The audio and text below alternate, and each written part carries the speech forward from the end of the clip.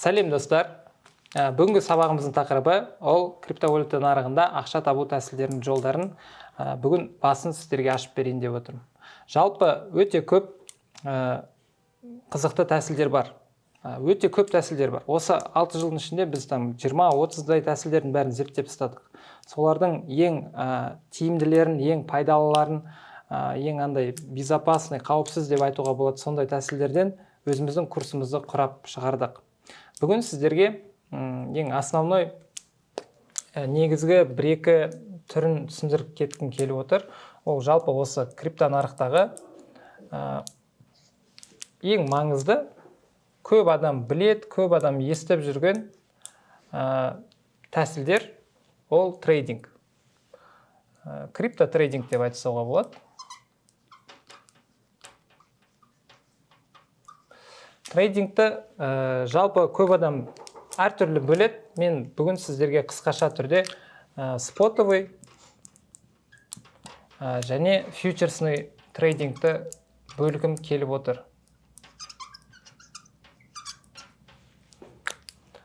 Екеуінің айырмашылығы неде? Мысалы, спотовый нарықта ол кәдімгі алып сату деп айтуға болады. Нарықтан сіз барып бір зат сатып аласыз, базарға барып бір жеміс сатып аласыз деген сияқты. Немесе фондовый нарыққа барып бір акция сатып алу үшін, бір банктың акциясын, компанияның акциясын сатып алу үшін, сіз бір шот ашасыз да, и сол жерден сатып аласыз. Крипто нарықта тура солай спот деген, именно сіз бір биржа арқылы өзіңіздің криптовалютаңызды, допустим, сізде 5000 теңгеңіз бар. Сол 5000 теңгеңізге тең бір криптовалюта сатып аласыз, допустим. 100 бір коин какой-то. Осы 100 токеніңізді, токен деп жазсайыншы. Осы 100 токеннің ертең бағасы өскен кезде, оның бағасы, допустим, 10 теңге болған кезде, сіз осы 100 токенді сатып жібересіз ертең. Ол уже трейдинг. Именно спотовый. Фьючерсныйды алатын болсақ, фьючерсный кішкене басқалай жұмыс істейді. Екеуінің механизмдары, құралдары әртүрлі. Фьючерста біз сатып алған нәрсе біздің шотымызда жатпайды. Фьючерста біз тура осы 5000 теңгені аламыз да, осы токеннің бағасы қазір мысалы 100 штугі 5000 теңге болса, демек, оның 10 штугі 500 теңге, 1 штугі 50 теңге тұрады ғой. Сонда біз 5000 теңгеден оның бағасы 50 теңге болып тұрған кезде 5000 теңгені қоямыз да, баға өседі деп айтамыз. Егер ол токеннің бағасы 70-ке баратын болса, біздің ақшамыз осы жерден, допустим, 5000 теңгеміз 15000 теңге болып кетеді. Егер оның бағасы 70 болса, егер оның бағасы ертең, допустим, 100 теңге болып кететін болса, біздің табысымыз бұл жерде, допустим, 30 мың болып кетеді. И наоборот, егер біз оны баға астыға құлайды деп алатын болсақ, оның бағасы ертең 30 теңге болған кезде, біздің 5000 теңгеміз уже 5000 емес, 3000 болып қалады. Өйткені оның бағасы төмен кетіп бара жатыр. Егер біз баға өседі дедік, ол құлап бара жататын болса, ол азайып қалады. Бірақ біз баға астыға барады деп те ала аламыз. Біз баға 50 болған кезде баға астыға барады деп 5000 теңгемізді қойдық. Баға сол бағанағы 30-ға барды. И біз бағанағыдай мына жерде 70 болған кезде 15 ұттық. И бұл жерде де тура сондай 15000 теңге плюста боламыз. Енді қысқаша жеңіл түрмен түсіндіргім келді. Графикпен алатын болсақ, грубо говоря, біз график дегеніміз жалпы бағаның қозғалысын көрсететін құрал. Мына жерде, допустим, мынау уақыт, мынау баға үстіге қарай. Мына жерде $1, $2, $3 и мынау уақыт.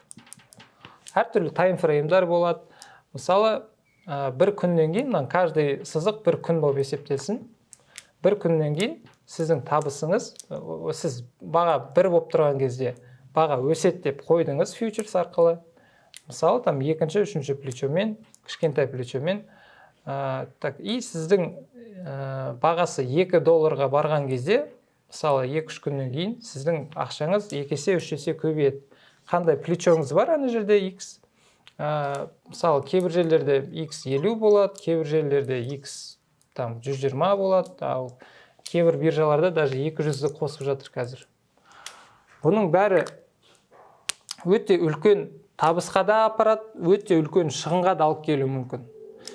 Ең басты айырмашылық фьючерс пен спотовый нарықтың біздің бұл жердегі риск менеджментімізға байланысты.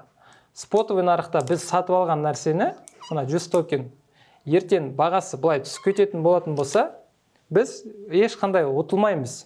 Просто біз оны күте тұрамыз, 1-2 күннен кейін, 1-2 аптадан кейін оның бағасы қайта өскен кезде, біз өзіміздің сумамыздан жоғары немесе өз сумамызды қайтарып алатындай жағдайымыз бар. Ал фьючерста, егер сіз мына жерден баға өсет жоғары қарай үстіге барады деп қойдыңыз ақшаңызды осы жерден, бірақ ол құлап кететін болатын болса, сіздің ақшаңыз сол жерден жанып кетеді. Поэтому фьючерс пен споттың айырмашылығы именно осы жерде. Енді біздің жалпы осы курсымыздың ішінде біз сіздерге осы спотовый нарықпен суммаңызды, депозитіңізді айына 30%, 100%-ға дейін көтеретіндей тәсілдерді көрсетеміз, стратегиялармен бөлісеміз, психология жағымен қалай жұмыс істеу керек екенін көрсетеміз. Ал фьючерс жағында тоже жалпы бұл жерде достар әртүрлі тәсілдер, әртүрлі адамдарға арналған. Біз үйретіп жатқан 15 тәсілдің бәрін игеріп кету, меңгеріп кету, ол сіздерге бір міндет емес. Әр адам өзіне ыңғайлы, өзінің қаражатына, өзінің уақытына, өзінің стратегиясына ыңғайлы тәсілдерді бізбен бірге таңдай алады да үлкен нәтижелерге жете алады. Достар, бүгінгі сабағымызды осы жерден аяқтағым келіп отыр. Бүгін біз споттың не екенін түсіндік, фьючерсті не екенін түсіндік. Келесі сабақта біз сіздерге P2P және арбитражды үйретеміз.